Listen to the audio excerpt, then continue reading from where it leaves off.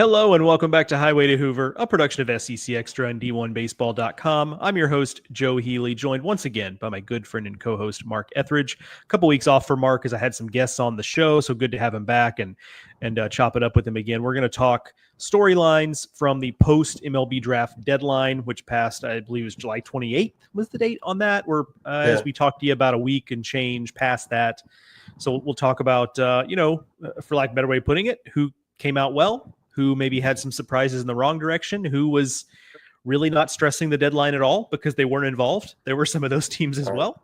So we'll get into all of that here in just a minute. But first, I have to let you know this episode of Highway to Hoover and every episode of Highway to Hoover is brought to you by Academy Sports and Outdoors. The sun's out and the fun is on at Academy Sports and Outdoors. Score a cool pool, savor summer flavor with a grill, prep for fishing weekends, or mount up with a new mountain bike.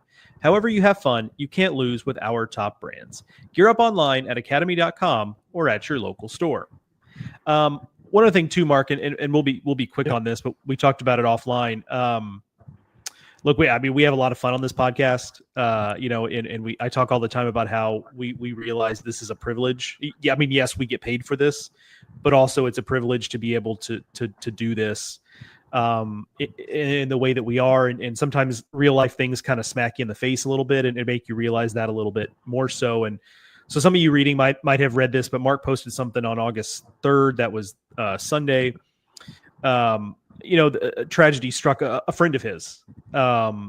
And so Mark, I'll let you, if you don't mind, lay out just the quick version of the story. And there's a GoFundMe link on Mark's social media. If you want to go find it, you find it in your heart to help out some folks that are dealing with unspeakable tragedy. So Mark, real quick, if you don't mind, give us a little bit of a Cliff Notes version of the story there. Yeah. Just really awful. Guy I grew up with, played ball with. He just finished cutting his grass, pulled his lawnmower into his carport garage area, went in to get cleaned up, and apparently the mower caught his house on fire. So his wife comes to get him. They go outside and they're watching their house burn. Okay. He calls a buddy to come over to kind of help. The firemen are doing their thing, and he goes, I think I'm going to pass out. And he had a fatal heart attack right there. So if you think about that, his wife, Andre, lost her husband, Daryl, her home, and all of their shared memories in the span, of an hour. Just total devastation. So obviously a story like that reaches out to all of us, right? In 1 minute you're planning your day, and the next minute you're either you're gone, or your spouse is gone, or your friend is gone, or whatever. And it just speaks to how fragile life can be, and how a lot of times we take for granted. We think about what we're going to do tomorrow and the next day and next week, next month and next year. And it's a reminder to focus on today. And one of the things that if you look for the positives to come out of this, there's a GoFundMe, and it's been well received so far, just to help her. They got two children, just to kind of go through this and help that process. So if you go to my social, just go to X, you'll see it. You scroll down a couple posts, and I really appreciate anything anybody can do, because if anybody is in need of some community support and just a feeling that you're not alone, that's a family that is. No doubt. I've read about that story. I've heard you tell that story, and yet every time it kind of hits you all over again. The idea that you're just going about your day, and then your life gets turned upside down in the span of an hour, and so more of the story, like Mark said, there's a link if you want to help out on his social media on X. Also, just hug your people. Any chance you get. Life is too short not to tell people you love that you love them as often as you can. And so, just make sure you're doing that. But wanted to mention that up top, give everybody an opportunity to help out if they want to do so. And I know Mark and I would be thrilled if you would give that some consideration. So we will now transition awkwardly into talking about baseball. There's really no other way to do it. We just kind of have to plow through it. But like I said, we're going to talk about some MLB draft deadline, signing day deadlines, I should say, storylines. We're going to talk about all 16 teams by the time we get out of here today. Like I mentioned at the top, some teams there won't frankly be a ton to talk about because they just didn't have a lot on the line with the signing deadline. The guys they thought were going to get drafted got drafted, and the guys they didn't think were going to get drafted didn't get drafted, and life went on. But most at least had a little something they were watching. So we're going to kind of go through it. We'll start with some of the teams that were more involved, and we'll work our way through the 16. So I would propose, Mark, I would actually like to start with Arkansas. Okay. As a discussion point here, just a quick synopsis of some of the things they had happening there. First of all, we did an episode after the draft, so we talked about this piece of it, but getting Micah New through the draft, a big deal. Marshall transfer, especially when you consider they lost all three members of their outfield, a guy that they're going to be able to plug and play into center field. Just won Cape League MVP. Great offensive player at Marshall last season. He's also probably a better fit in center field than he is at shortstop. He's really gung-ho about playing shortstop. Dave Van Horn has made that clear that, hey, this kid really, wants to play center field, really gung-ho about playing center field is what I meant to say. So that's all positive there. So, this, unless he was going to sign a free agent deal, which he wasn't going to do, they already knew they were going to get him, but still, just to reiterate, that's a big deal there. No last minute drama with Landon Schaefer, incoming freshman infielder who, you always wonder with those late round flyers that are incoming freshmen, like what happens if a team loses a couple guys, an MLB organization can't sign a couple guys they wanted. So they have this extra Brinks money. truck, right? They can back up a Brinks truck to somebody, you're always worried about that. So, getting Landon Schaefer, and then, they end up with Parker Coyle back. And that's an interesting one to me because I can see it. I kind of see all sides of that one for me. I was surprised. I told you this. I was surprised he was one of the players that was still in flux late in the process. Because I kind of thought, okay, very good reliever. I mean, the guy, when he's healthy, the guy is really, really good. The stuff is really, really good. But you kind of know what he is. Yeah. And so, I was in immediate availability with Dave Van Horn last week, and he mentions, we think we might give him a chance to start and kind of see what we have there. And so, through that lens, like I said, I can see it both ways.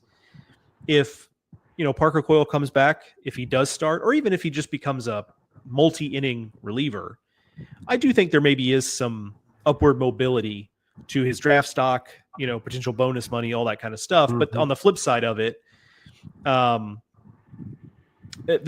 good news for Coyle is that I also think there's not a ton of downside risk because his stuff is such that even if 2026 season doesn't go his way, his track record, his stuff, his ability is such that pro ball is going to be there. Now, maybe he has to sign as a free agent and the signing bonus isn't much, but he'll have his chance to play professional baseball. So there really isn't a ton of downside risk, but at the same time, I do think there is a little upside risk or upside ability for him to prove something different because he's been a short reliever the last couple of years, for lack of a better way of putting it. Yeah. Right. And so can he become more than that is going to be the question. So he's already very good at that specifically. That will get him drafted again or get him signed. It's can he do more than that? That's going to be the question. But I was a little surprised because typically those kind of guys, they get drafted. It's like, okay, especially when you've been dealing with injuries like Parker Coyle has, you just kind of think, okay, it's time to move on. But obviously he, wants to prove something else. So he's back. So one other thing with Arkansas, they lost Dylan Grego, the shortstop that from Ball State that thought he might be someone you could just plug in right away. But, in talking to folks at Arkansas, it kind of sounds like they never really expected him to make it to campus. So I think they've been building the roster with the idea that they might not get him from the jump. So while, yes, would they love to have him? I'm sure. But the fact they don't have him, I don't think fundamentally changes what they think they got. Well, it certainly clears the path for Schaefer. If he's the shortstop of the future, Grego was a shortstop, so an older player. This definitely gives the fall an opportunity for Schaefer to win the job. Back to Cole, I believe he's the only SEC drafted player to return. check me on that, but I don't think there's anyone else. So that's kind of surprising. Usually, or at least anecdotally, you feel like at least one or two come back, 3 or 4 come back, and not just a sole guy who's a late pick. So, and with Parker Coyle, you remember he had the immaculate inning, the 9-pitch 3 strikeout performance. It's in there. So, certainly as long if he's healthy, what does his role look like? And certainly with all of the pitchers Arkansas lost, they had what, seven guys signed pro contracts, 6 drafted, and then Dylan Carter, free agent. There are innings to be had. So he's certainly going to at least go into the fall with a chance to get a prominent role, more prominent than he had a year ago. And I think the other thing, looking at Arkansas, I mean, it's a team that I feel like there's a lot of the offense took such a big jump last year. So what does it look like going forward? Because there's a lot of new faces going to be filling in. There are a few holdovers. I mean, what is Cahillo's role? What is he going to be an outfielder? Is he going to stay as the DH? You play him at first? What do you do with him? And certainly Ryder Helfrich's going to be one of the best catchers heading into the season. Cam Kojal, Nolan Souza. You've got some pieces that have experience, but there's going to be a lot of new faces and opportunities for transfers to come in and win jobs, and also freshmen. I mean, Arkansas recruits really well. They're freshmen that are highly regarded, and then there's some that maybe Arkansas likes more than the industry, and they always seem to kind of know who to plug in. So it's going to be a really, positionally especially, a fun fall to see where things shake out for the Razorbacks. Yeah, it's interesting you mentioned, because I think you're right. I mean, I have to double check it, but I think you're right that he's the only drafted SEC player to return. And some of that, like, I just feel like, and we don't need to do a long tangent here because it really is a tangent, but I just feel like all sides of the draft have gotten so efficient about the process, right? Where the players, like, let's Hunter Elliott, for example, he would have been drafted. Oh yeah. But he signals early on, hey, I'm not going to go that route. Unless you pay this, I'm coming back. Right. And I just feel like there was a time where players maybe weren't so, educated on what their worth was, right? And I think that's one place where NIL has been helpful, is that I think players have a better gauge of their value. Even though the NIL space is not a true free market. We know that because we don't know the pricing. The pricing is not publicly available, but they do understand the value a little bit more. And then from the team side, teams have kind of stopped taking risks with stuff like that. Yeah. They're just not gonna negotiate to the 11th hour with guys for the most part, right? And if it is, it's a late round flyer pick, right? 19th, 20th round, sure. But everybody else, it's like they know what they're dealing with going in. And so I think that's probably a lot of what's happening there, is just that all sides are kind of know what they're looking for, know what's going to happen, and it plays out that way. So, but it is interesting because you're right. You feel like there are typically, at least a couple of cases of, well, we thought the value was this and it wasn't, or there was a miscommunication between organization and advisor and whatever. There's at least a couple, and this year there just weren't. So interesting.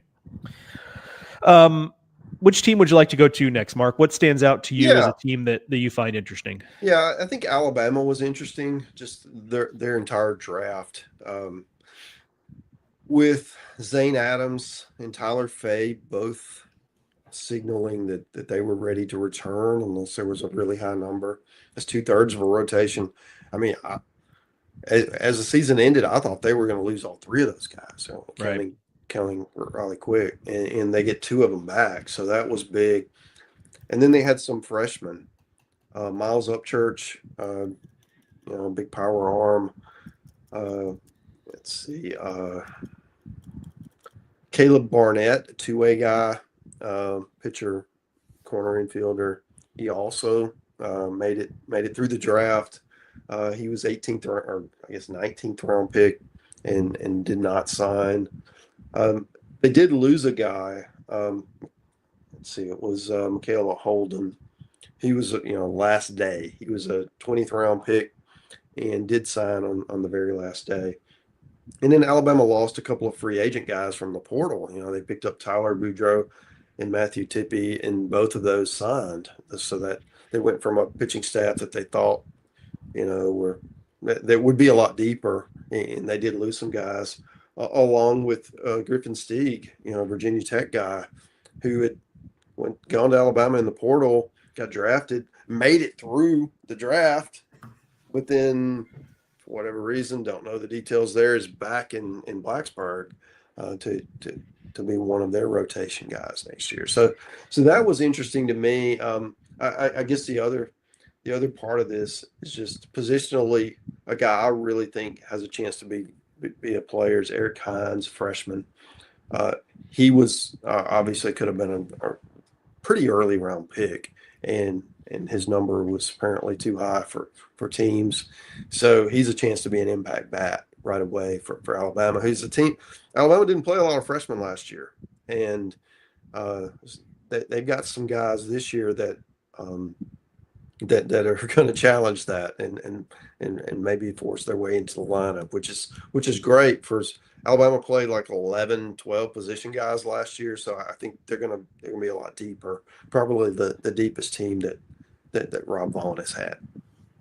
Yeah, I wonder if that's a little bit of a canary in the coal mine just in general for a lot of programs outside of maybe Georgia and to a certain extent Kentucky that continue to be really portal heavy, and it's worked for those programs. Yeah. But Alabama last couple of years has been pretty portal heavy, and they've got some nice portal pieces this year. I'm not saying they don't, but it doesn't feel quite as portal heavy, and I do wonder if that's a little, like I said, canary in the coal mine of a move a little bit away from that model. And you don't want to recruit over those guys. Yeah, you right. don't want to block their path, their development, because assuming you get, that's the risk. Are they going to get to campus? But if they do, you don't want to block them, because in 2 years they could be some of the best players in the conference if they get to play and develop on schedule. So yeah, it isn't that the interesting dynamic there, because you don't know that they're going to get there. And if they sign, then you better have some portal guys. But so you're really risking, okay, well, what do I think is going to happen in the draft? And you're putting a lot of your portal strategy based on those incoming recruits. What do you think is going to happen? Weird sport that we love. Yeah, no kidding. Why? Why have we invested in this sport, Mark? What are we doing here? Kidding, of course. Talking about teams that are really efficient in the draft. I thought about LSU in this way, where Cerna, Ricken, Paz, those are all freshmen that if they had signaled a willingness to sign, probably aren't early. We're not talking about them. Yeah, but they signaled the opposite.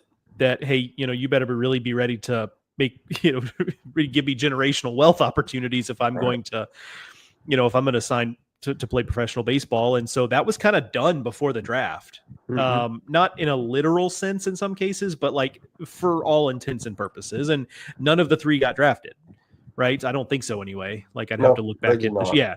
Yeah. So like that tells you all you need to know there. And similarly, Chris Stanfield, who is on the roster, didn't get drafted, would have if he had signaled that. Trent Caraway, a transfer coming in from Oregon State, same deal.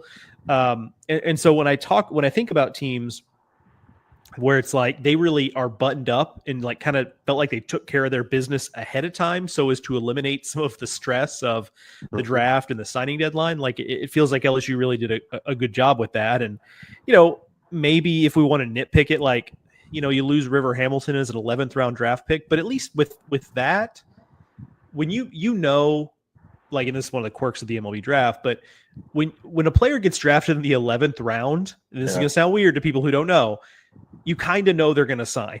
Like, and that's one of the strangest things that exists about the MLB draft, but it is when a high profile recruit, especially a freshman, gets drafted in the 11th round, you kind of know they're going to sign, because that's typically where teams take the guys, where they're going to take a little bit of, slush money and move over to the 11th round. And so, they lose him, but again, like, they probably didn't sweat that one out very much, because the minute he's taken the 11th round, you kind of know what you're dealing with. So for LSU, I just think it was just about as low, even though they had a lot of names involved, probably was about low stress as it could have been.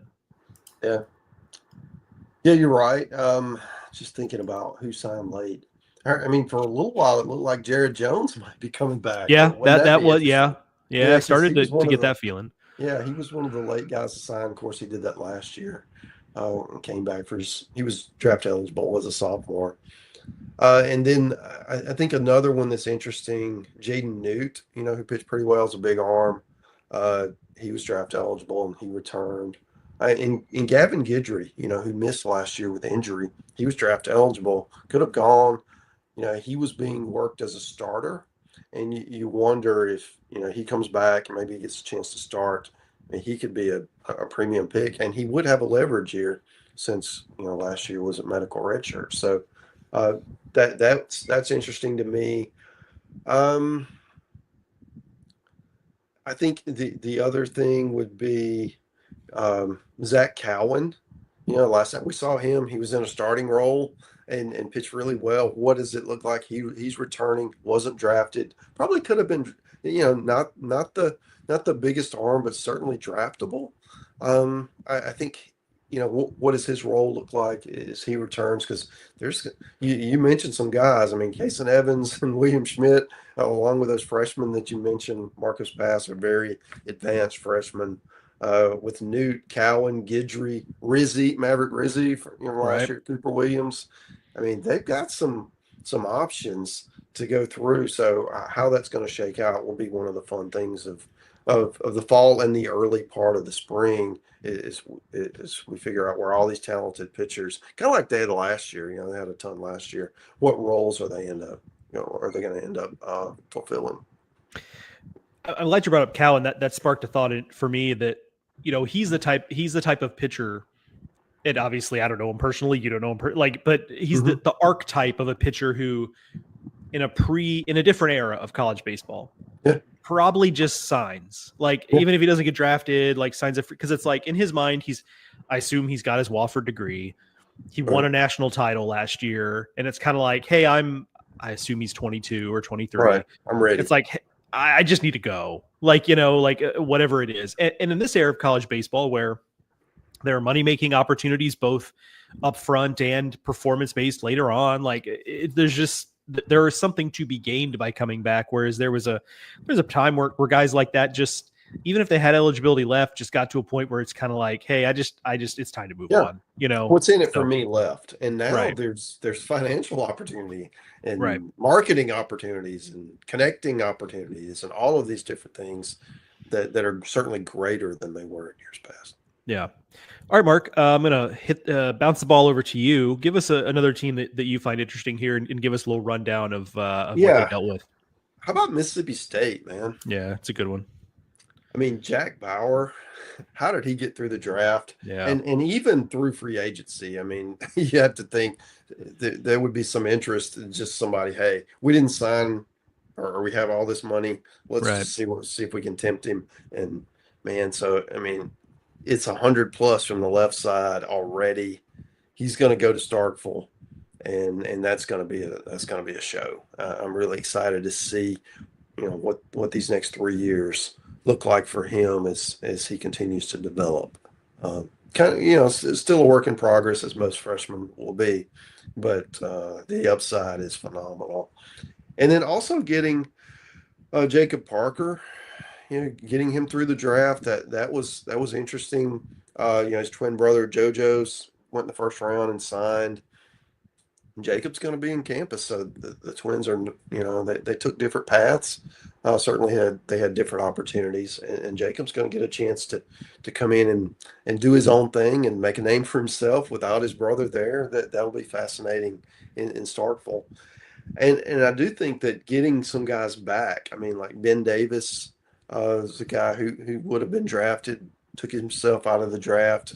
He's a a nice piece for them, along with Noah Sullivan, Bryce Chance, Garrick Fry, all these position players. Maybe they weren't going to be elite picks, but they're certainly draftable, and they all decided to come back. Um, I think the other part of that is, with Brian O'Connor and the new staff coming in, there's obviously it's a transfer heavy lineup. So what does that look like?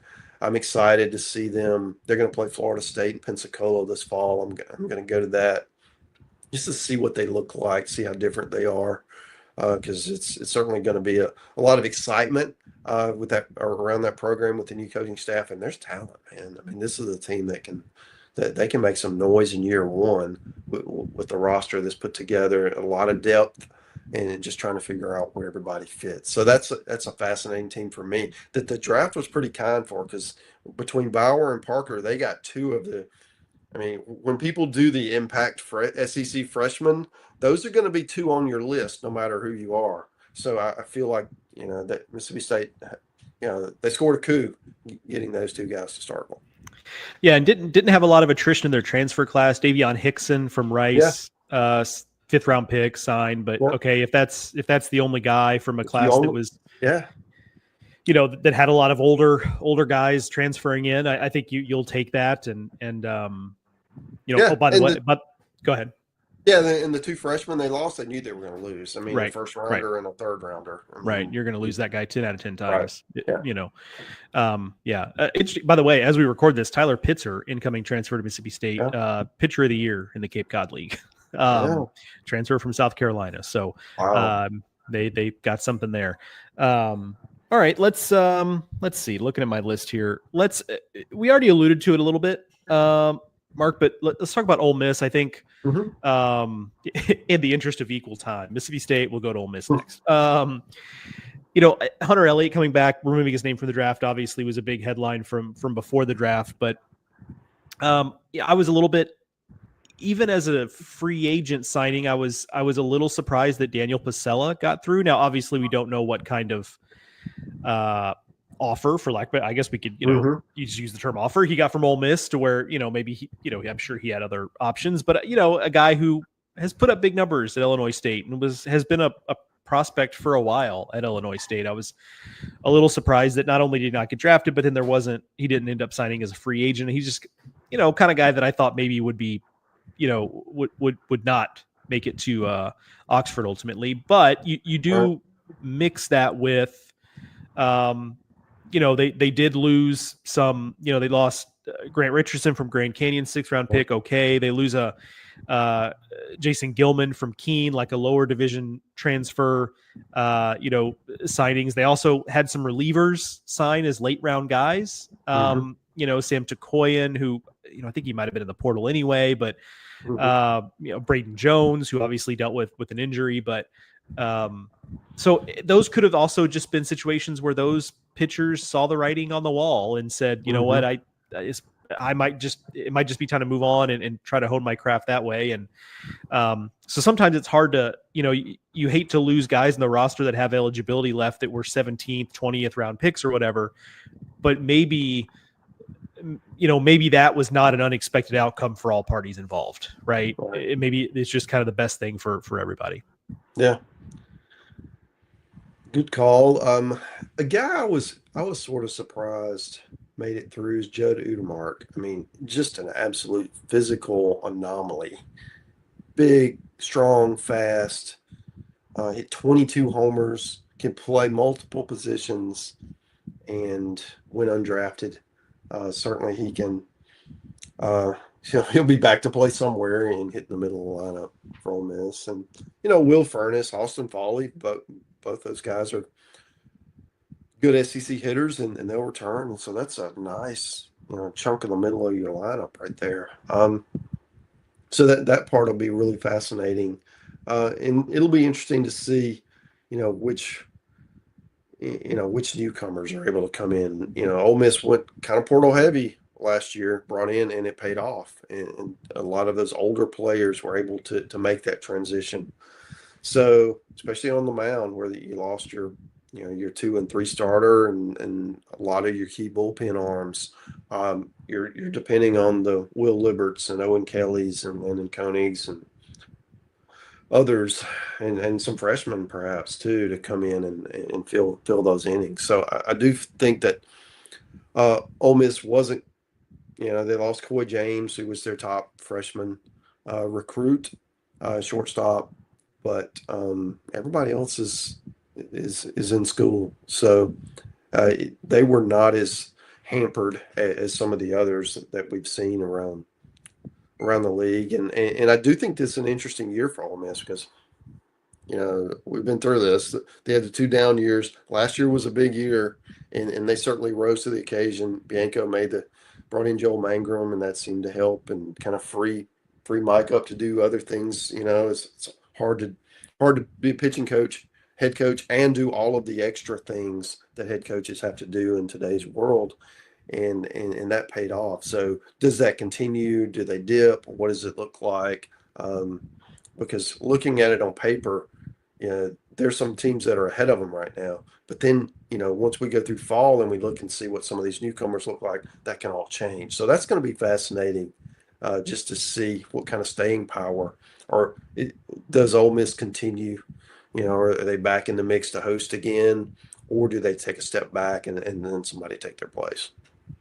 Yeah, we'll have plenty of time to talk about it as we get ready for the fall and what have you. But, so much of last year's Ole Miss run was just the reliability of that senior rotation where you just you could set your watch to it. And to not have that, how much does that, change the dynamic? Frankly, the lineup too, Isaac Humphrey and Ryan Mormon and whoever else. So that'll just be such a question for Ole Miss. It's just how much of the secret sauce was that veteran leadership that isn't necessarily going to be there come next season. Let's go Texas, Mark. Okay. This one was one of the most, as I was just kind of doing research for this podcast and making sure I had, ducks in a row. I don't know that I understood the degree to which Texas actually lost some guys, and that I'm not really sure it matters. So just to kind of give the rundown here, they lose some portal guys. Luke Dotson from Mississippi State, 11th round pick there. Caleb Freeman from Georgia State, 16th round pick. Jack Maroknik from Butler, 11th round pick. Fully, they had 4 portal players sign. They had 2 freshmen who were 13th and 18th round picks, respectively, sign. Right. And 2 first rounders. Right, of course, yeah. Grayson Saunier signs. Right. He wasn't a big part of it, but still, it's another piece. And again, like I said, I don't know that fundamentally matters because they just right. They bring back so much on the mound. I like the portal pieces they added offensively. So it's just one of those things where it's it just felt like this was going to be the cost of doing business for Texas. They were going to have some guys they lost that could have been important players for them. And that was just kind of always going to be the case. It was just a matter of which ones. And then, they'll kind of deal with the fallout from that. The big deal for them was getting Harrison, Riojas, and Grubbs to all return. And that happened before the draft. And that's 3 of your top, 5 pitchers. And they're all returning. You add in Dylan Delantis, who's another one of that group. He'll likely move from the closer role to the Friday role. And, Texas is stacked. And then if there's one thing I'm not worried about is Max Weiner doing a good job with these freshman pitchers that they brought in. And he's a draw, right? And people want to come pitch for him. And I feel like they're going to continue to have guys pop up who may be more talented than these returnees. So that'll be fascinating to see. You have maybe your premium arms who aren't as seasoned or as mature versus your older guys who just don't understand how to pitch. And what does that look like? And then offensively, bringing in Ashton Larson, who was a key player 2 years ago for LSU, kind of lost his spot last year. He's joined that lineup and could have a really key role for the Horns. He was draft eligible and is making the transfer. Everybody else is younger, other than let's see, maybe Timo Becerra from Stanford. I guess he could have been a draft guy, but he's not. He's going to be in Austin, so uh, yeah, that gives you a veteran shortstop to plug right in the middle of that infield. And I feel like Texas is going to be one of the preseason favorites again. After the year that they had, the track record, and now it's year two, so you have more continuity with the staff, the players, and everything else, along with the portal haul they brought in, the great draft, um, or the great recruiting class that's incoming. There's a lot to like about that program in Austin right now. Yeah, it's a good call. Like again, it's just they lost some guys, but it's like a shoulder shrug and like they press on. All right, Mark, give us another team here A&M. to Yeah. highlight A&M. Yep. Yeah, I think getting Shane Sadeo to come back. I mean, he missed all of last year with an injury. It was a key arm 2 years ago in their World Series team. And then Weston Moss, who was draft eligible sophomore, who was their best bullpen guy last year. So you get those two guys who you could have lost both of them, and you get them both back. That really transforms what your pitching staff looks like. I think the other part of this is they did lose some guys. I mean, Chase Bentley was a freshman. There was a late round pick who signed right at the end. So that kind of hurt a little bit. I think there was some thought that Josiah Hartshorn would be a guy who would get to this campus. Instead, he was drafted in the 6th round and signed. And then I think otherwise, looking at it, I think everybody else it was pretty much status quo. But I do feel like getting those two pitchers back, that was a key. And I mean, and then they brought in transfers like Ethan Darden from Clemson, Carson Bailey from Baylor, Clayton Freshcorn also returning. I mean, that could be a really good pitching staff for them if things go the way they want it to. And I feel like it's a big year. We kind of left Hoover not knowing what Michael Early's fate would be. And then he got the nod. He's able to return. And then to get those two big pieces on the mound back, the lineup, you got Grahovic coming back. I mean, I feel like this, Caden Sorrell's back, Akopian's back. They bring him in from Maryland. I mean, this is going to be a good lineup. So this is a team, at least on paper, they've got pieces. And the draft, I guess, escaping the draft with Sadeo and Moss, that was a huge key to that. And I feel like A&M's going to be one of those. They're going to be a top 10 kind of team in the preseason based on talent because, I mean, they got dudes. So there's a lot to be excited about after a year that this is kind of I'll go on a little aside here, but, we went back this week and looked at some of the best series to watch in hindsight, right? Where would you want to be if, you knew what was going to happen, you're going to go back? And I found myself really drawn. A&M had so many interesting moments through the year, with the whole weird series in Tennessee, where they were left for dead, they get no hit, and then come back and win the series. The huge comebacks against South Carolina. They had a great series with LSU. They had a great series with Arkansas. They had so many interesting storylines. Jace's deal with his finger in Hoover, right? All of those things were just really a huge part of the whole season and the fabric that we followed, and they didn't even make the postseason, but because of their one bad weekend against Missouri is what everybody's going to blame it on anyway. So I'm interested to see after you go through all of those ups and downs. What does next year look like? And I feel like this is, that's going to be one of the more fascinating programs to watch as we head into the fall and then beyond. Yeah, it's, normally I think you would look at, okay, you lost commitments signed in the 6th, 2 of them in the 11th, and then 1 in the 12th, Mm-hmm. 1 in the 19th. And you kind of think, oh boy, they kind of got gutted there. But those are freshmen, And unless those freshmen were going to be instant impact guys, like 2026 is so important for Texas A&M that those are just future problems that, like, frankly, if 2026 does not go well, nobody involved in Texas A&M baseball right now is going to care about 2029. Frankly, if you catch my drift. So I just think it's one of those things where it's like, yeah, you want to get more of those guys. You do want to plan for the future. But at the same time, it's all about putting the best roster on the field in 2026 because that's a group that needs it, So I don't know how impactful that really is because those were probably not guys that were going to be, you never know, but probably not going to be guys that were going to have the biggest impact in 26. So, let's go. Well, I think this is kind of similar, Mark, in a different way. South Carolina, they had 4 players or commits drafted in the 11th round or later that signed, but they kept most of the transfer portal class together. And ultimately, this is where it's kind of similar to A&M in a slightly different way. That transfer portal class to me was always what was going to determine how good South Carolina is or isn't next season.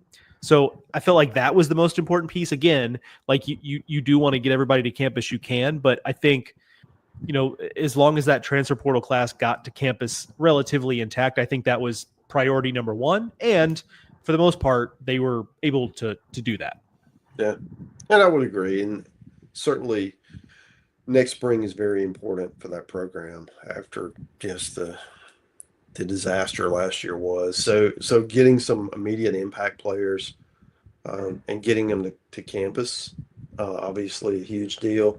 Well, a lot of the guys they brought are older, maybe 5th-year guys, certainly 4th-year guys that have been already, if they would have wanted to go pro, they might have done it previously before even this year. So you're getting players of a certain kind of stature, that we'll call it, that may be ready to play, but aren't really focused on pro ball. At least. So playing in the SEC is the next draw. Okay, and if they do well, then pro ball's there. But I do feel like this is a team that, on paper, they look a lot better than last year's club. So we'll see how competitive they are. Just looking from a draft perspective, nothing really surprised me.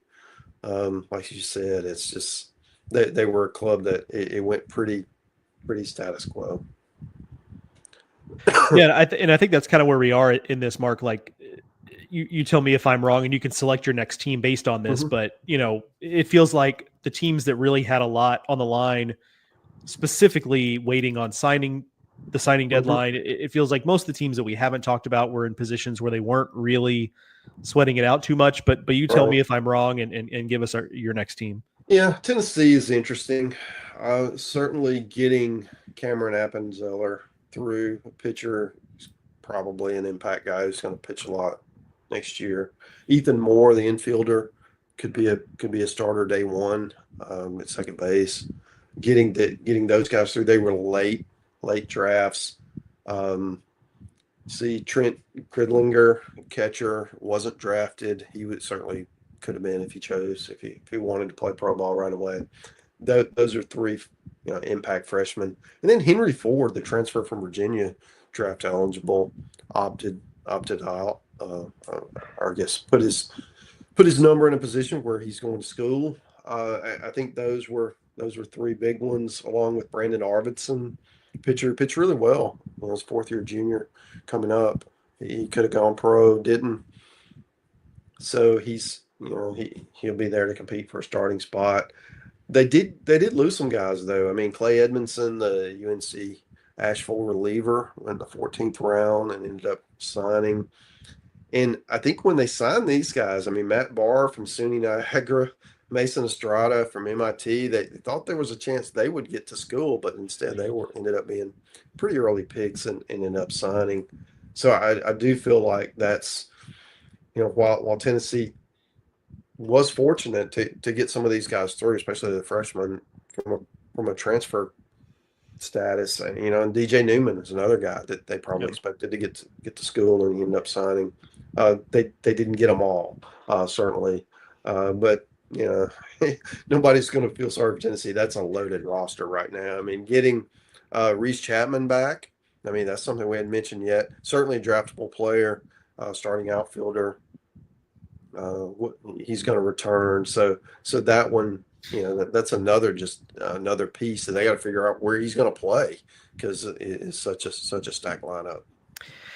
Yeah, if you made me pick right now, one storyline that just has my full attention as we get ready for the next season, and that's like what this Tennessee pitching staff looks like, because it's just like a hockey line change. Everybody out, and we're gonna bring this whole new group in, basically, because between the drafted guys and the transfers out, they, with a few exceptions, Tegan Kuhns and you mentioned Arvidsson, like, right, it's pretty much a new staff, and it's talented. You like the pieces, but I would also say some of the guys who transferred out were pieces they liked too at some point. So, right. I trust this coaching staff. How could you not, given the track record now? But it is interesting that we're seeing such a massive amount of churn on the pitching staff side of things for Tennessee. Yeah, it's a good point. And we had mentioned Anson Sievert, who was probably their top recruit last year, missed the whole year with an injury. He's going to have a role somewhere in that pitching staff. So yeah, you'd think. It's just that they've got so many options. Yeah, no doubt about it. A team with fewer options, unfortunately, Missouri. Sam Horn signed. When he put out a quote that said he was still committed to playing football, I think some Mizzou fans wondered if maybe that was also a signal that he was going to come back to continue to play baseball. That was not to be. He will continue football, but he also signed a contract, so he's going to do the football minor league baseball thing that we've seen from time to time. I think most famously with Russell Wilson. I was going to say not that long ago. Actually, it has been quite a while ago now, because because time is undefeated. So that was kind of the most famous example. But so he's going to do that. Jacob Pruitt, a transfer from Mississippi State, who I actually thought I was pretty high on him last year at State, and he was okay at some points, but just didn't quite. He couldn't stay healthy. Yeah, just good, and it just didn't work out. So I was pretty high on, certainly for him going to Missouri. I thought that was a big get for them, but he signs, I think, as a 15th round pick or something like that. So it was a team that needed some breaks, and they just didn't get them in at least those two cases. And they've got some interesting transfers coming in. We'll have plenty of time to talk about that, but I think you could have really, especially if Sam Horn gets back to campus, I think you could have really started to at least squint and maybe at least see the kind of progress that Mizzou's going to need to make. And I'm not saying they can't still make that, but that had to have been a gut punch to have Sam Horn sign, being as late a draft pick as he ultimately was. Yeah, the way he was pitching, those of you who don't remember his story, he had Tommy John and came back mid season and just throw an inning, and then the next week he threw an inning plus, and the next week he threw a little bit more, and then by the end of the year he was pretty good. And against A&M he was really good, and that's probably why the Dodgers is like, this guy, we need to throw some money at him, and they did, and that's just a gut punch for Mizzou, who, had he returned, which he's competing for the quarterback job, so there was a legitimate reason to expect him to delay professional baseball for a year and try to go all in on football this fall, see if he can win the job. If things don't work out, or maybe there's an injury and he gets to play anyway, right? You don't know. And then see where that is. And then in the spring, go out and be the ace and be one of the best pitchers in the conference. And you're either, hey, you know what you're going to be in football, or you're an early round pick. In baseball, and the money is a lot different. But that was not the route, that ended up materializing. And as a result, I mean, it's a tough blow for Carrick, who's really trying to take a program and mold it into what he envisions it to be, and that would have been a key piece to it. So they've got to find somebody else, right, to fill in and be able to match up with those top elite arms on Fridays in the SEC, because they had one and now he's not there anymore. Yeah, it's interesting. I have kind of two minds of Sam Horn, and since he got drafted and signed, this will probably be just the last chance we have to talk about him as a player. I commend him on one hand for being this committed to football. And like, look, dude, if you love football and, you just want to give that a shot, you love your teammates, you love whatever, like, hey, man, get after it. Like, I think that's cool. Like, on the other hand, like, this dude's going to throw 100 miles an hour someday. Like, he was at the SEC tournament, like, he was up to 98, like, with 20 innings under his belt. Like, he's got a real future on the diamond.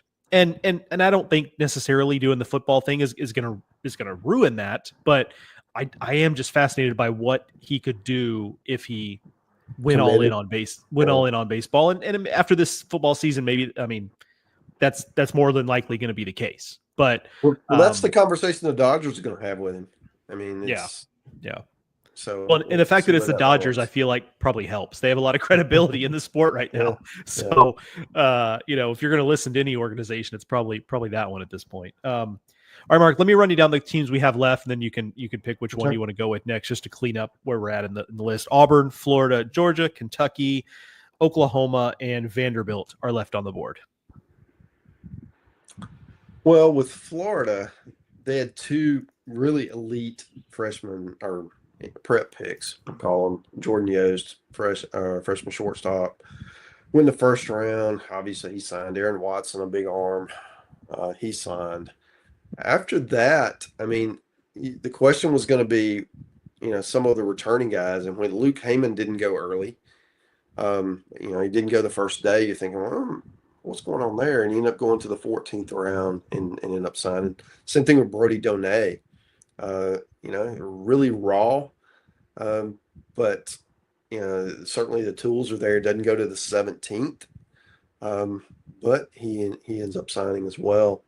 And I do think that Carson Bowen, transfer from TCU, he certainly could have signed and didn't. So they got him. So those are three players at the catcher position that you were kind of watching to see what was going to happen. And I know they signed a couple of older transfer guys to, as depth pieces, hoping that they wouldn't be the starter, I'm sure. So that was probably the biggest storyline there. That and Cade Kurland, this will be his fourth year to start, and he's fought injuries the whole time. Certainly as when he was broke onto the scene as a freshman starter at second base, you didn't think he would be there in 4 years. You think he was going to be a 3-year guy, and he's back. So that helps. And Billy Barlow, he'll come back for his fifth year. Was a key bullpen piece. Started some games. Certainly, he has the arm. He could have certainly been drafted, but he was not. And I feel like getting him back is a nice piece for what looks to be a pretty deep Florida pitching staff. Yeah, I like a lot of Florida's roster too. I mean, I saw Brendan Lawson on the Cape. Like, he was already good, but he's swinging it really well on the Cape. And Kyle Jones will be healthy, we assume. Yeah. Jaden Bastian is kind of a similar type of player in terms of dynamic and can do a lot of things well. But I'm glad you mentioned Kurland, because when he went down last year, I was like, well, that's a terrible way for his Florida career to end. Right. I just wrote him off as like, well, he's going to get drafted, moved on, especially when you consider, like, as a reminder, like, really young for his draft class, because he was 17 when he started as a freshman at Florida. Right. Yeah, you're right. Yeah. So, like, super young for his class. When he's been on the field, he's been super productive. It seemed like the type of guy that, that was going to be it. And it isn't, and that's good. Obviously, really good news for Florida. So I'm glad you brought him up. Let's go Oklahoma, Mark. A little bit of a mixed bag, and I'd be curious your take on this, because, and I don't even necessarily think that might be the worst thing in the world from this standpoint. I'll explain what I mean.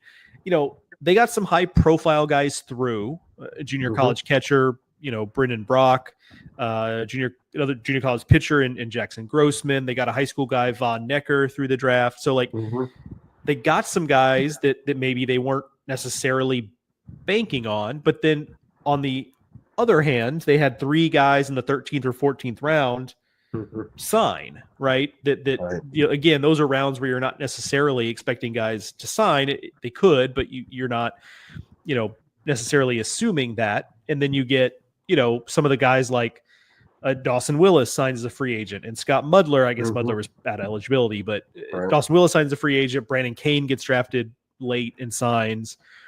So it's like, again, it's a little bit of a mixed bag, but the reason I say that it doesn't necessarily worry me for the negative part of it for Oklahoma is that, you know, some of those things can be related, right? And now obviously you're not Dawson Willis and Jackson Grossman are 2 different positions, but they're having to now think about things like, yes, position competition, but also potentially NIL money and things like that. And so we don't know roster spots. Roster spot. Exactly. Yeah. They're cutting down to 34. So like the roster spot crunch is a thing. So we just don't have full visibility to all of the decision making matrix of these coaching staffs of how they have to get their rosters together. So while on paper you look at, you know, between the free agents and the late round guys who signed, 5 or 6 guys leaving, but then 3 guys coming, like those 2 things might just be, you know, both sides of a shoe dropping, if you will. The guy that was really interesting with OU for me is Dylan Tate. You know, he was injured last year, came in and threw maybe 2 games in the thing, maybe in Hoover and then a regional, and looked good doing it. And had he returned, you know, he could have been a weekend guy and really had a chance to be a elite pick. But he was drafted in the 11th round, and as Mr. Healy has told us earlier, typically those guys get scarfed up. So it's the magic round for whatever reason. Yeah, I think Brandon Brock is probably he's drafted in the 4th round, JC transfer, and did decide to come to school. Got a great chance to be the everyday catcher, taking Easton Carmichael's spot, and that's big shoes to fill. But he's he's one of the higher drafted players that will be on an SEC roster this year in the 14th round. So that was big. I think, just kind of scanning through here, is there anybody else that they got to school that, I mean, certainly some of the older guys that came back, the Dayton Takis, the Trey Gambles, that they could have, they could have certainly signed free agent if not been drafted. So getting them back is big. And probably for me, one of the more fascinating stories for Oklahoma is Alec Blair. He's the basketball player, but he's like a 6'6", lean outfielder with a sweet swing. He's a really elite baseball prospect, but he also is going to play basketball. So how does that work? Because the seasons overlap, and you've got games. I don't know how good a basketball team Oklahoma's have, but the longer you play, the more baseball he's going to miss. So what does that look like? Is he missing conference series as the Sooners play hoops on the weekend? Those kinds of things. So that'll be interesting. Maybe not as much as a freshman, but certainly as talented as he is, you would think, maybe by April he's got a real good chance his freshman year. And then going forward, how do you manage that? If he's one of your key guys, how do you stagger it? You have private jets, do the whole Dion thing where you're taking them from one place to the other. I don't know, right? In this world, I don't count anything out, but I do think that's a fascinating storyline to focus on, because he was one of the top prospects, what we'll call it, that ended up making it through the draft. Yeah, the baseball calendar crossover is not kind. It's not just that basketball bleeds into baseball. It's also that fall ball for baseball is preseason practice for basketball. Preseason for baseball is the middle of the season for basketball. So it's really an unkind schedule to try to do those 2 sports. But it has been done before. You ask in one of our internal group chats at D1, what other examples we have. And there are some that are like some of the greatest examples, like Kenny Lofton and Tony Yeah, Gwynn. right. But they're Ben more recent McDonald. ones. Ben Yeah, McDonald, right. yeah. But there's some more recent ones. Connor McCaffrey at Iowa, I think, is probably the most recent and most famous example. Mr. Caitlin Clark, if you will.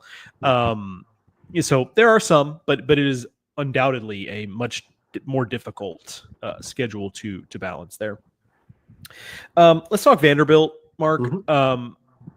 It kind of felt in some ways like a classic Vanderbilt draft in that they had like a whole slew of guys drafted in the first, 55 picks, right? And it was like, well, those guys are never making it to campus. So that was, I think, a positive in a weird way, because it's like, for all the talk of Vanderbilt maybe not operating at quite as high a level, they still are, even if they're not going to campus, they still are attracting a very high level of commit, of recruit, if you will. A little bit of disappointment that Levi Huseman maybe signs, but again, he's not necessarily been a key piece of the puzzle. So, maybe that's not the biggest loss there. And it's another case where having young pitching helps, right? I mean, they're able to bring a lot back without having to worry about the draft with, Nye back and Luke Guth and that group that kind of has all come up together. That's super helpful. And they did get, they did get a 14th rounder in Connor Hamilton through the draft. We'll see how much impact he has right away, but Vanderbilt definitely fortunate that, that with the young pitching they have, they didn't have to sweat out too much of it. Yeah.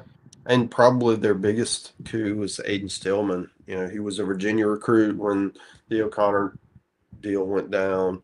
He ended up going to Vandy.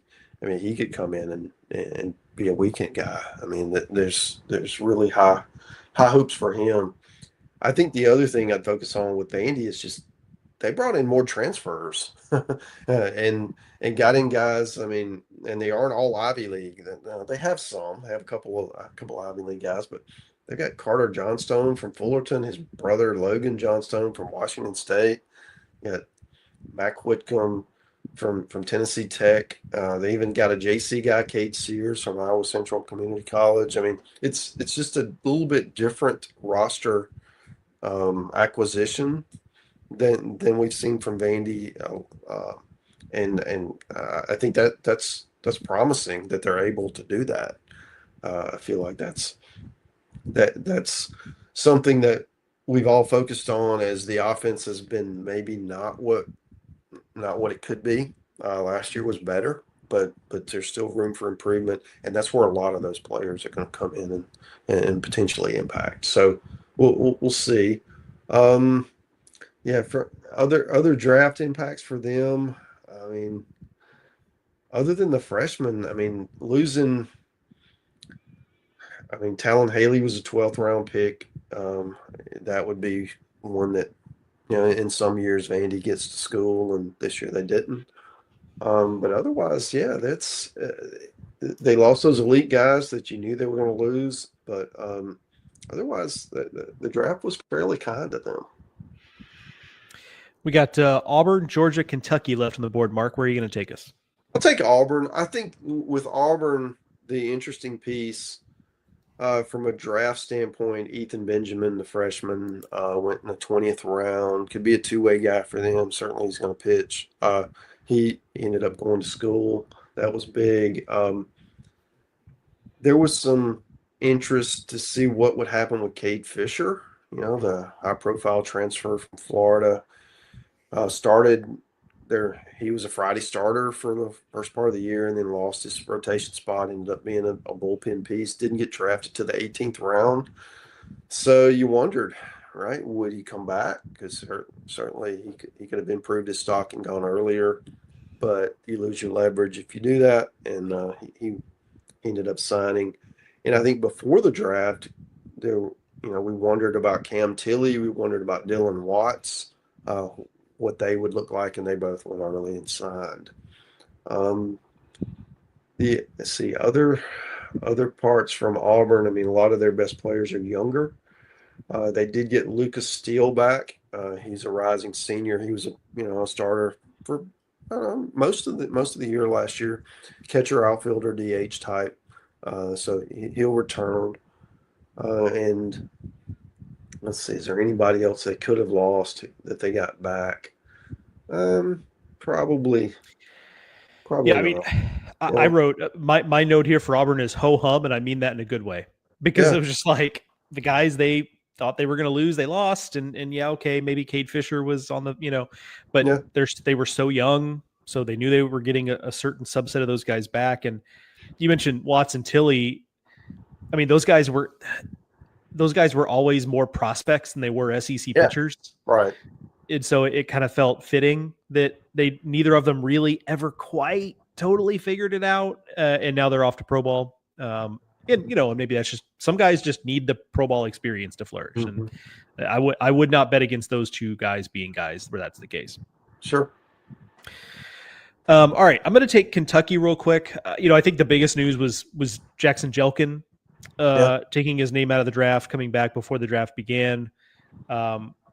When he's been healthy and on the mound, he's been tough. But it's he has just had a lot going on in his career, dealt with injuries, and then left Nebraska, pops up at Houston, and so, but he has Friday guy No doubt. stuff, and Kentucky, I don't want to short anybody, but really since Zach Thompson, it feels like they haven't had like, here is a dude, unless I'm missing somebody. Matt may text me if I'm missing somebody, but like, I just feel like it's Yeah. it's been since Zach Thompson, they've had a guy with that kind of upside where it's like you put him up against most anybody else in the league and he's at least going to look the part. Right. Right. So that was big. They got Owen Jenkins to campus. I think they were a high school recruit catcher. I think they were always pretty confident in him making it to campus. I think late in the process, there was some hope that Connor Essenberg, another high school recruit, maybe there was some wiggle room in there to get him to campus. That ultimately was not to be. So it just felt like Kentucky was another team that kind of played out exactly how it was predicted to play out. And I think that's a credit, by the way. And this is true of a team like Auburn too. It's not just Kentucky. They just know what kind of players are Kentucky players. And so they do a pretty good job of bringing guys in who they are pretty confident are going to make it and who are bought into that. And they don't typically take a lot of risks with guys who probably aren't going to make it ultimately. So I think it's smart. They know who they are. And again, I'm not saying that's just a Kentucky thing, but Kentucky does stand out as a program. I mean, they have to do that, right? Like Kentucky does not have some of the wiggle room to take risks and have misses where they bring guys in that never make it, or they were banking on and sign at the 11th hour. They just can't play that game as much. And so this was another year where I think we saw that in action. Yeah. Jelkin is fascinating. I'm with you there. Just what do they do with him? And Ben Cleaver's back, and if he makes the kind of jump that he did from from 24 to 25 to 26, then he's that kind of guy, right? That we're talking about. Maybe not from a stuff standpoint, but it is an uncomfortable AB, and he could be one of the best arms in the certainly in the conference. And Nate Harris, who was really good as a freshman, he's got a big arm too. So I feel like it's a place where Jelkin's going to be pushed into a role, but he didn't have to be the guy, right? So they can take their time and ease him in and get him comfortable. Or if he's ready, you can give him the ball opening day, right? So I think that part is really good for Kentucky. The other part of this is, Tyler Bell, they're all everything freshman. He is draft eligible, so we're going to get one more year of him, and then this time next year we're going to be talking about him signing pro contract after probably a really big 2026. All right, last team is Georgia. Mark, this is yours to take lead on. Okay. I will just say the player input and output for Georgia is just like a nightclub. It's one in, one out. This kind of feels like how they're operating. Yeah, roster sales will be swift. A lot of new faces, a lot of churn. From a portal standpoint, they lost Juan Cruz, big slugging first baseman from Alabama State. He was a late round pick. They thought they were going to get him in, but anyway, he signed. Blaine Wink from Ohio State, a pitcher, big arm. Ended up going in the 8th round, which I think was a little higher than than some of us expected. But they were able to get some guys through. I mean, Matt Scott, a couple of years ago, we never thought he would be here for his senior year. You know, when he was at Stanford, he's going to pitch his senior year for Georgia. From a draft standpoint, looking around, Trey Phelps, that's a big one. Draft eligible sophomore, to play all over the diamond, hitting the middle of your lineup, being able to get him back. Where does he play? Is he at first? Is he in the outfield? Is he just kind of a random utility guy? What does that look like? Colby Branch, I really thought that he had a chance to be drafted, and he'll end up being back for his senior year. That was a bit surprising. And then other transfers. I mean, they brought in guys. I mean, we really don't know who's going to play and who's going to be a bit player because they've got so many coming in. I think that's going to be fascinating for Georgia. But yeah, just looking at it, I mean, there's tons of transfers. I mean, it's fall practice for Georgia is going to be fascinating as they try to figure out, okay, not just who's going to play, but where are they going to play? Because there's a lot of positional versatility and roles to be figured out. And Wes loves that. He loves guys that can play a lot of different places and looks for those players, and he's got it. And that's going to be they'll be a fascinating team to follow this fall. Yeah, it's such a good point because their fall has always been fascinating since Wes has been there. Because I remember 2 years ago when Charlie Condon's last year there, yeah. and I'm getting messages. Shortstop. Yeah. Right. Or I got a text one day from somebody who's like, "Hey, Charlie Condon's playing center field today." Yeah. Right. And it's just like they just try stuff. Yeah. And it's like, and I asked him about that, and he feels like playing different positions helps you when you move back to your other position because you have some perspective of what it's like to play in those other spots, and you just have more situational awareness. Yeah. No, and hey, look, I mean, they've turned some players who I didn't think could play certain places into guys who can do that. So obviously the proof is in the pudding there. And Georgia did get a couple freshmen to campus that were drafted, and it's like, we'll see, but obviously the way they're building a roster right now, I'm dubious of the roles those freshmen will have, not only in 26, but moving forwards, and we'll see. But it's like we talked about earlier, when you don't know if they're coming to school, so you have to protect yourself with someone in case they don't. But what if you get them both there? Then how do you handle playing time and development? You want your young players to get the opportunities to turn into the keystones of your program for multiple seasons, but you also have to play the best player to win games. So it's really a game of a roulette here when you're trying to figure out how to build your roster. Yeah, no doubt. And this is, as we wrap up here, like this is just kind of the first. This is almost like a big reveal, of the roster. Here are the names we're going to be dealing with in the fall. Yeah. And then now the next step is like, all right, or actually maybe the better analogy is like you open up a puzzle and you dump all the pieces out onto the table, and it's like, all right, now we have all the pieces, and now we got to figure out if we can put them in an order. And, the dog grabbed one, and you don't know where they are. Right, exactly, yeah. And so the fall we start to maybe we're flipping them over and putting them into the you're finding the edge pieces and putting those into place, and then but yeah, so we have the pieces now, and now it's just a matter of watching these teams try to put them into place, and fall ball will be starting before you know it. Maybe not so much in the SEC, but about 6 weeks from now in the Midwest. Yeah. Although that probably encompasses places like Mizzou and Kentucky that tend to go relatively early. Yeah. Arkansas goes early. That's right. Those teams will be out there sooner rather than later, probably about 6 weeks from now. So sooner than you think, we will start having some actual, some feeling for who's going to be doing what and where and what have you. So very much looking forward to that. Mark and I will be out at exhibitions and scrimmages as much as we can this fall, as we always are. Very much looking forward to that. But good to kind of, this was helpful for me, Mark, just to go through some of this because it comes so thick and fast with all the signings that it's kind of good to give me a chance, the listeners too, I hope, but for me, just to give me a chance to wrap my brain around what we got right now. Yeah, I'm with you, man. I mean, this is fun stuff too, because you have all this volatility with the rosters these days, and portal with the way the draft is, and it's really hard to understand what your roster is going to look like from year to year, and these kind of exercises are great. And this is just kind of the who. Now we got to figure out where, right, and where they're going to play, and who's going to start, and who's going to be key guys.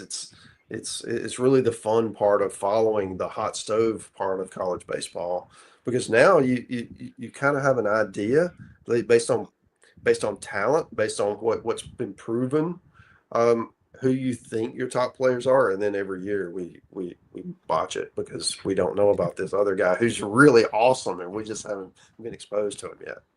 Right, exactly right, and that's the beauty of it. All right, Mark, let's get out of here. Let's give the people back some of their time. Good episode. Good to chop this up. Hope the listeners found it informative as well to kind of set the table for fall ball. Plenty of Highway to Hoover coming. We'll coming at you most weeks. Well, let's call it mostly weekly. More guests to come. Got some big guests lined up, frankly, that you should be very excited about. We are too. So we'll still be here with you all throughout the summer, the fall, as we get ready for the 2026 season. But that is going to do it for this edition of Highway to Hoover, a production of SEC Extra over at d1baseball.com. I want to thank one more time Mark Etheridge for joining me. As always, want to thank Academy Sports and Outdoors for sponsoring this and every Highway to Hoover. And thank you, the listeners, for